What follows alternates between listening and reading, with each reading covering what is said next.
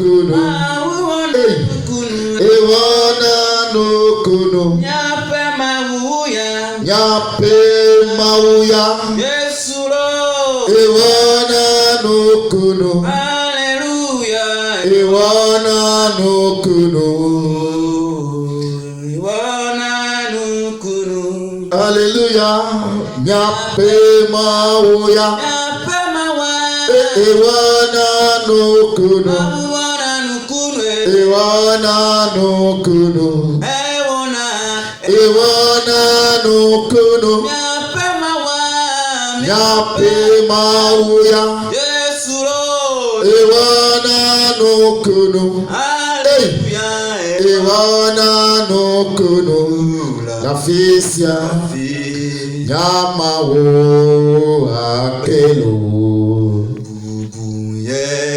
Jene kafi daye bubu ye jene Nyawona akelo bubu ye jene o kafi daye bubu ye jene. Hallelujah. Hallelujah. Befia bona. Osiana. Bobo fia bona. Hallelujah. Hallelujah. Hallelujah. Hallelujah. Hallelujah.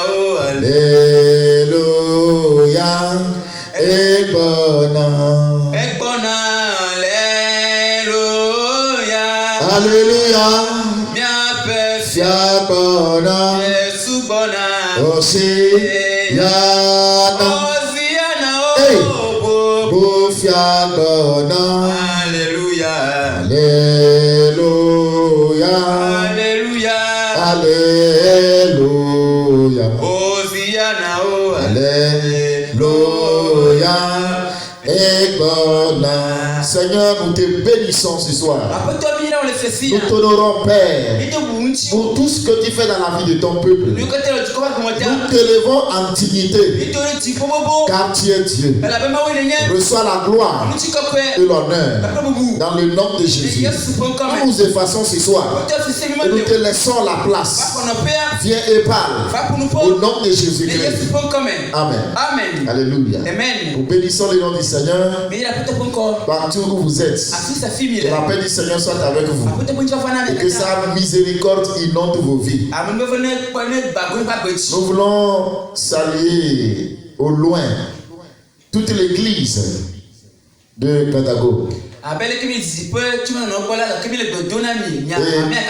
En particulier, nous voulons également être reconnaissants envers tout le comité de l'église pour tout leur soutien, le soutien spirituel, le soutien financier, le soutien matériel. Que le Seigneur vous bénisse. Je sais une chose, la Bible dit, l'âme qui fait du bien sera rassasiée et l'arroseur est arrosé. Que le Seigneur arrose vos vies dans le nom de Jésus-Christ. Je suis très reconnaissant pour la vie du révérend Azango, notre papa, sa femme et sa famille. Je suis également reconnaissant pour la vie du révérend Amedo, sa femme et sa famille. Vous nous avez accueillis comme votre enfant. L'église vous a accueillis comme leur enfant. Vous nous avez donné d'utiles conseils. Des conseils qui seront utiles pour nous, pour notre ministère, aujourd'hui et à jamais. vous avez semé l'humilité en nous. Nous avons vu l'humilité en vous. Et cela a été une semence intarissable. Que le Seigneur vous bénisse. Et que sa grâce inonde vos vies. Alléluia. Alors ce soir, le Seigneur a mis sur mon cœur un thème très important pour l'église d'aujourd'hui. Si je ne vous parle pas de ce thème, je ne serai pas à l'aise. Je voudrais partager cela avec nous tous. Mais ma prière, c'est que moi-même je sois le premier édifié. Lisons la parole de Dieu dans Luc chapitre 22, le verset 31. À cause du temps, je vais lire et l'interprète va interpréter. Luc 22, le verset 31. Le Seigneur dit: Simon, Simon,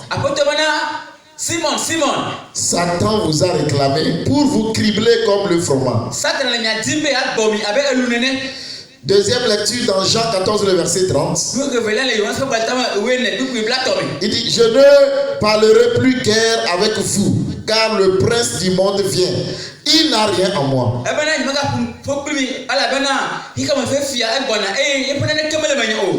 Vous allez lire Apocalypse chapitre 12, le verset 7 à 8. Ouais, je vais lire le verset 7. Il dit: et il y eut guerre dans le ciel. Michael et ses anges combattirent contre le dragon. Et le dragon, ses anges combattirent également. Le thème de mon enseignement ce soir: les ruses de notre adversaire. Les ruses de Satan. Permettez ce soir que je vous dévoile quelques ruses de Satan contre les chrétiens.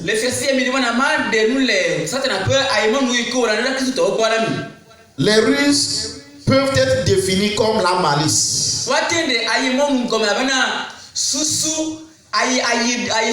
Les agissements de notre adversaire. Des manœuvres trompeuses de notre adversaire. Quel est l'intérêt de cet enseignement? L'intérêt de cet enseignement est de permettre à chaque chrétien de l'Église de savoir comment, par le discernement, éviter les pièges que Satan tend aux chrétiens.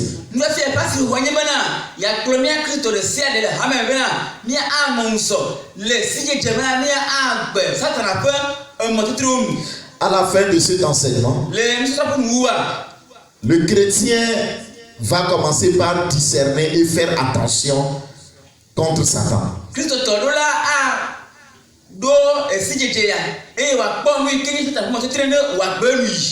Alors, la première ruse: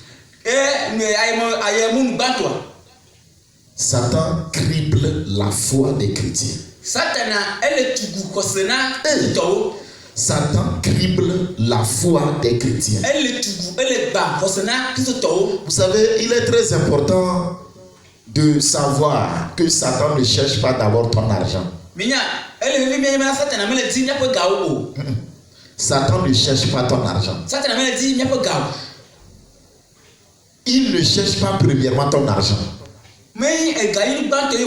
Satan n'est pas préoccupé par tes habits et tes maisons. C'est vrai qu'il peut combattre ces choses pour te distraire. Ce que le diable et ses princes de ténèbres veulent, c'est toi-même, ta vie et ta relation avec Dieu. Satan préfère avoir un homme riche, mais sans relation avec Dieu.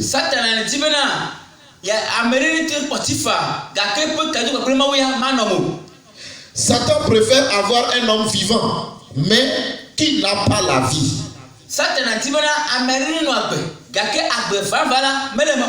Vous savez qu'il y a des gens qui sont vivants mais ils n'ont pas la vie. La Bible dit celui qui a le Fils a la vie. Hey! Satan préfère avoir un homme vivant mais qui n'a pas la vie. Es-tu vivant? As-tu la vie? As-tu le Fils de Dieu? Satan préfère avoir un homme vide et non celui qui porte l'onction.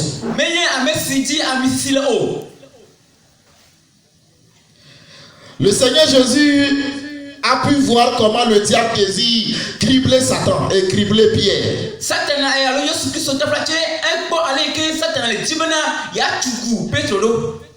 En fait, Satan ne voulait pas tuer Pierre. Non, il ne voulait pas tuer Pierre. Mais il voulait enlever en Pierre quelque chose de véritable.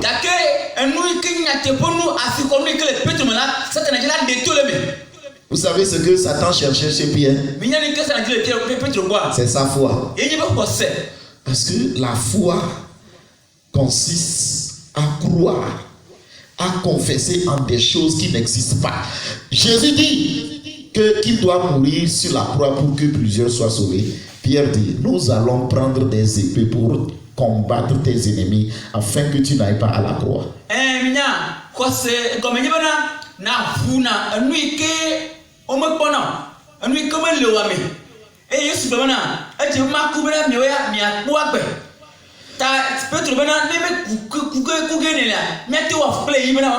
Si Satan avait réussi à enlever la foi dans la vie de Pierre, Pierre serait un homme vivant mais vide.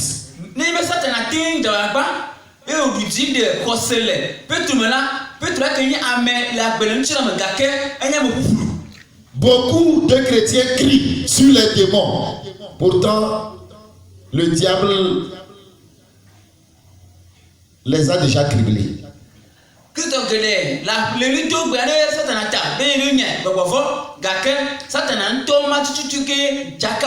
Mais puisqu'il les a déjà criblés, il n'a plus peur d'eux. Combien de fois nous n'avons pas chassé les démons? Combien de fois nous n'avons pas chassé les esprits? Mais les esprits là n'ont pas peur parce qu'ils nous ont déjà criblés.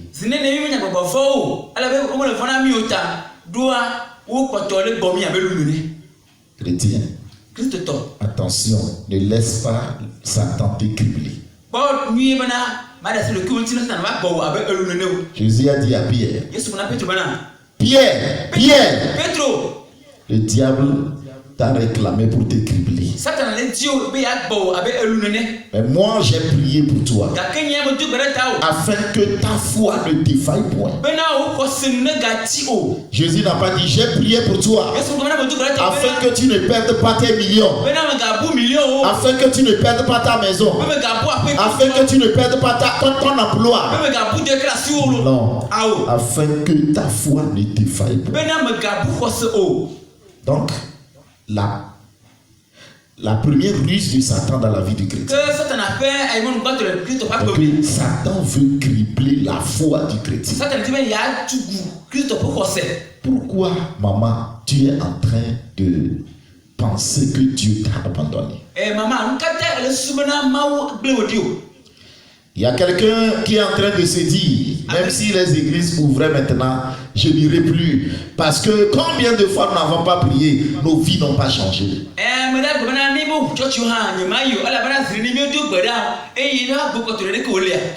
Nous avons prié pour nous marier des années. Rien ne s'est réalisé dans nos vies. À quoi bon encore d'aller à l'église?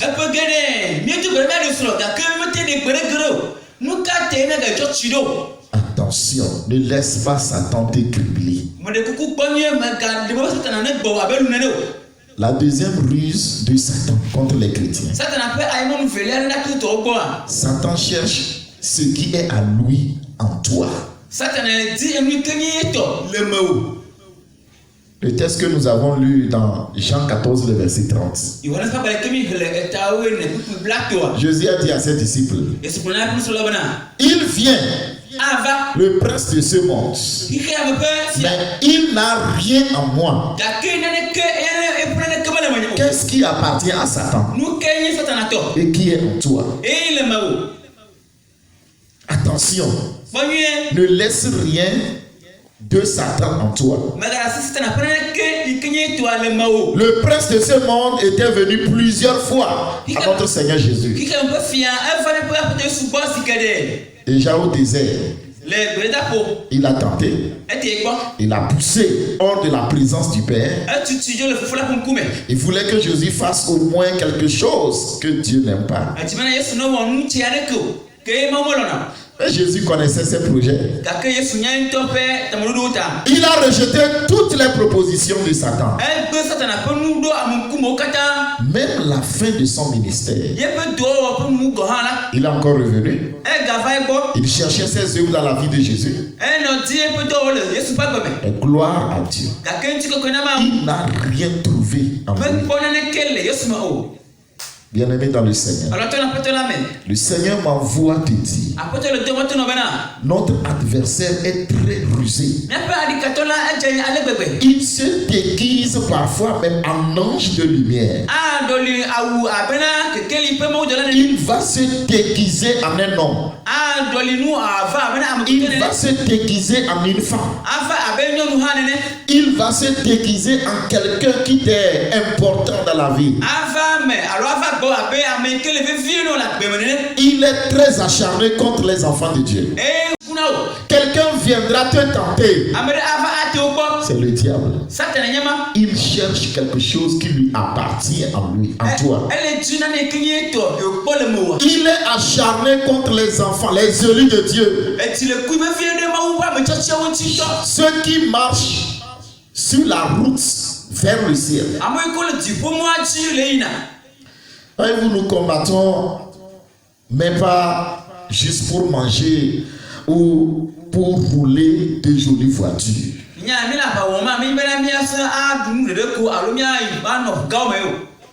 Vous savez, le combat est d'abord spirituel. Que le Seigneur nous donne le discernement pour éviter les pièges que l'ennemi nous tend. La colère, l'intempérance, le manque de maîtrise de soi.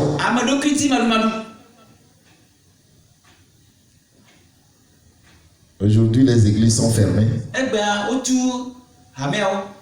Si on vous dit combien de jeunes fiancés se sont labourés, vous n'allez pas croire.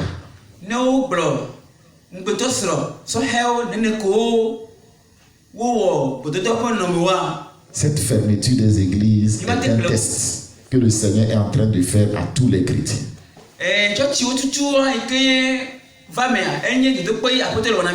Le Seigneur veut voir jusqu'où va notre capacité à nous maîtriser alors que les églises sont fermées.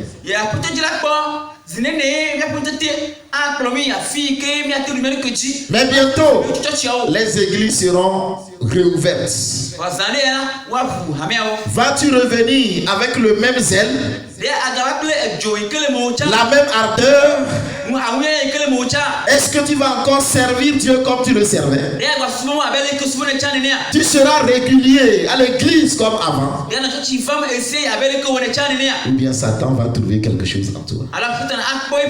Est-ce qu'il a déjà semé quelque chose en toi? Oh, ma prière ce soir, que le Seigneur te donne le discernement pour que Satan ne trouve rien en toi. La troisième ruse, Satan désire contrôler notre domaine spirituel. Vous savez, la guerre spirituelle est d'abord dans le domaine spirituel. Nous devons bien établir en nous la vie que Dieu désire. Le diable n'a jamais combattu dans le domaine physique. As-tu une fois vu Satan? Il est spirituel. Donc il engage le combat spirituel. Vous ne luttez pas contre une vieille dans le village. Vous ne luttez pas contre un vieux dans le village. Mais vous luttez contre les forces qui agissent dans la vie de cette vie.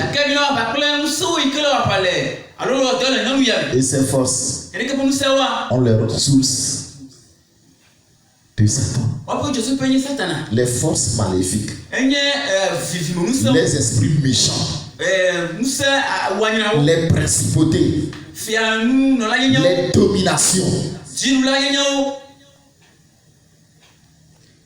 des entités qui cherchent à dominer l'esprit de l'homme. Elles cherchent à contrôler notre vie au niveau spirituel.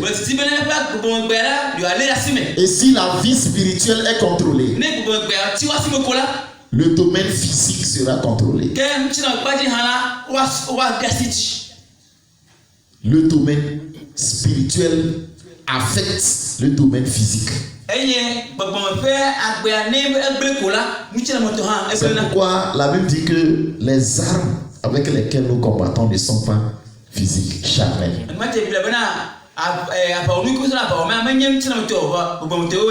Quand on te dit qu'une sorcière en veut à ta vie et tu attaches le pan pour aller en découdre avec la sorcière,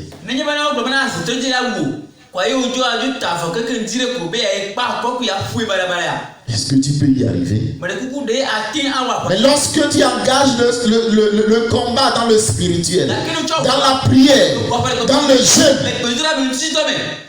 même sans aller vers la personne, elle va commencer par t'éviter. Mais bien aimé dans le Seigneur, ce ne sont pas les bouteilles d'huile bénite. Ce ne sont pas les bouteilles d'eau bénite. Ce ne sont pas les mouchoirs. Ce ne sont pas les balais.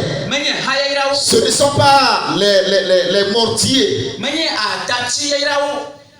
qui vont nous garantir la victoire. Il n'y a pas un élément naturel visible sur lequel nous devons compter. Nous devons compter seulement sur l'Éternel des armées. Et il ne faut pas oublier que le principal objectif de cet adversaire est de paralyser votre esprit.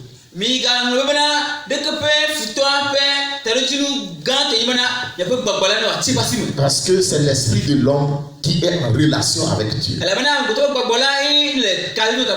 Si Satan arrive à contrôler votre esprit, vous ne serez pas en relation avec Dieu. Ainsi, il vous plonge dans le monde charnel. Il vous plonge dans le sommeil spirituel. Si vous êtes plongé dans le domaine dans le sommeil spirituel, vous allez perdre les batailles spirituelles. Vous voyez comment Satan procède. Vous voyez comment Satan procède. C'est un stratège. Il fait des calculs. S'il veut atteindre un chrétien, il peut mettre 10 ans pour étudier la vie de ce chrétien. C'est pourquoi les premières victoires ne doivent pas nous réjouir et nous amener à l'abandon. Je voudrais ce soir vous donner le dernier point.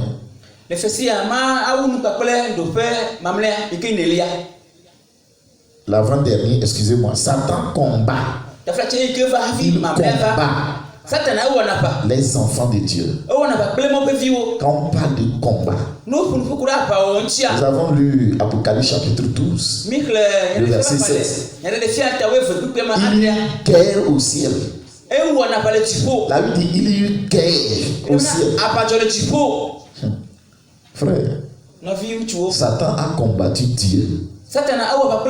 La guerre a lieu au ciel. Avant même que la guerre n'arrive sur la terre, elle a eu lieu au ciel. Vous savez qui est au ciel? Vous savez ce que c'est que le ciel? Le ciel, c'est là où se trouve le ciel, le fauteuil. Fauteuil présidentiel. Le fauteuil divin. Là où Dieu s'assied là. C'est là que se trouve. C'est là qu'on appelle le ciel.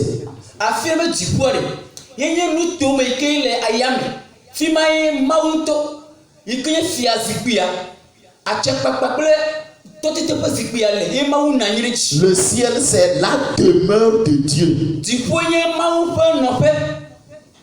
Bien que Dieu soit omniprésent, la Bible nous dit que son trône, c'est au ciel et son marchepied, c'est la terre.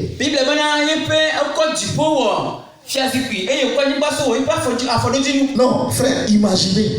La Bible me dit que Satan a combattu le ciel. Vous n'avez pas vous et moi, nous n'avons pas besoin de connaître la date exacte. Ce qui est sûr, la guerre a eu lieu. Le même Dieu qui a été combattu au ciel. Le même Dieu qui a été combattu au ciel.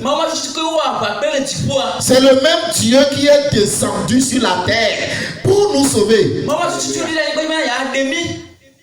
Alléluia. Amen.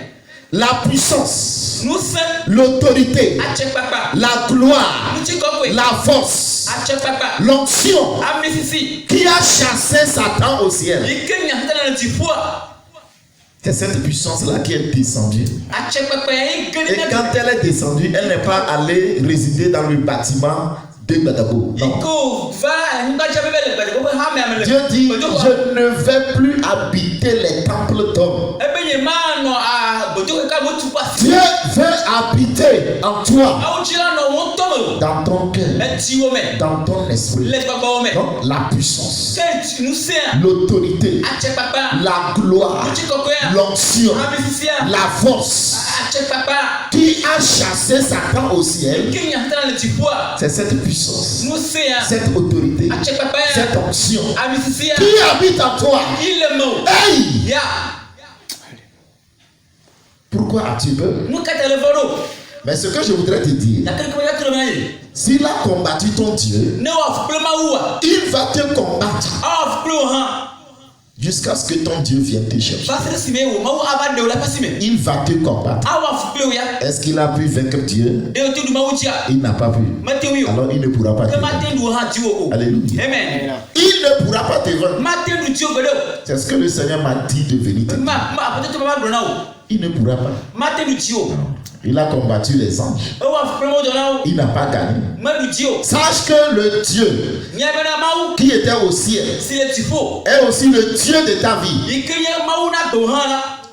Si tu laisses Dieu régner en toi, le diable n'aura pas l'avantage. Le Seigneur m'envoie te dire, laisse Dieu régner sur ta vie. Je ne prêche pas sans donner l'exemple de comment Dieu peut régner dans notre vie. Ce monsieur qui a construit la maison, il a fait une petite pièce et il dit, Saint-Esprit, toi reste là-bas. Et lui-même, il a la clé de sa maison. Quand on vient ouvrir, c'est lui qui ouvre. Quand on vient cogner, c'est lui qui ouvre. Un jour, Satan est venu cogner. Il est allé ouvrir. Satan l'a cogné. Il est venu dire, mais Saint-Esprit, tu es dans ma maison. Et tu me laisses souffrir. Et le Saint-Esprit dit, n'est-ce pas, tu as la clé de ta maison. Tu veux me montrer que tu peux tenir la clé de ta maison. Tiens, à chaque fois qu'on compte, va ouvrir. Le jour où tu me donneras la clé de ta maison, c'est moi qui irai ouvrir. Le lendemain, on est venu cogner. Il voulait courir ouvrir. Il s'est rappelé. Il dit, Saint-Esprit, hier je t'ai remis les clés. Viens ouvrir. Le Saint-Esprit est descendu avec l'onction, la puissance, l'autorité. Il est venu ouvrir la porte. Quand il a ouvert, Satan a vu. Il est parti. Alléluia. Amen. Nous avons Dieu dans notre vie. Nous avons le Saint-Esprit. Mais dans quel coin de notre vie nous l'avons carré? Et nous faisons nos propres choix. Décidons nous-mêmes. Le jour où nous allons dire à Dieu, Seigneur, je ne peux rien faire. Sans toi, je ne peux rien faire. Prends ma vie. Prends le contrôle de ma vie. La Bible dit, heureux les pauvres.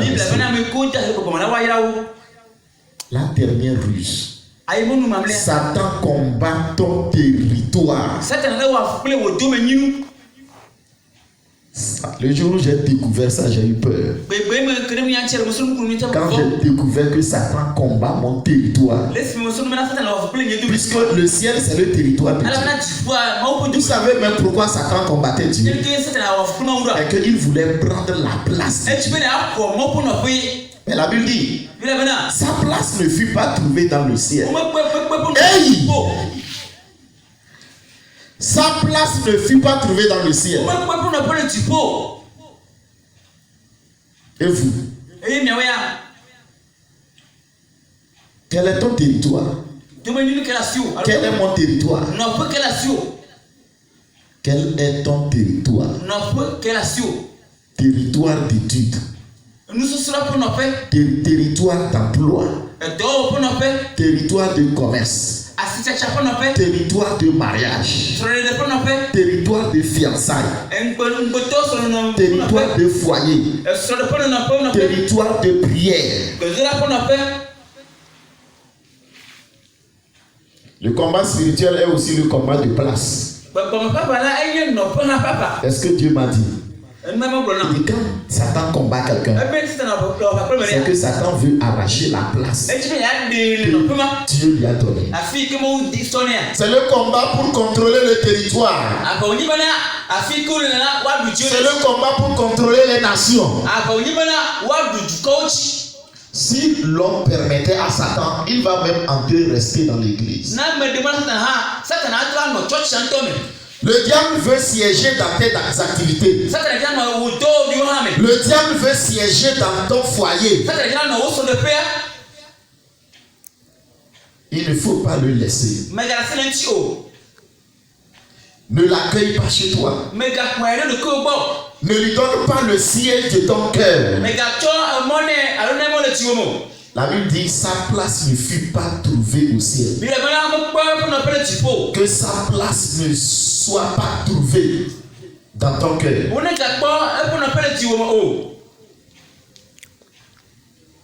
Nous allons prier ce soir. C'est ce que le Seigneur m'a dit de venir nous dire. Répète après moi.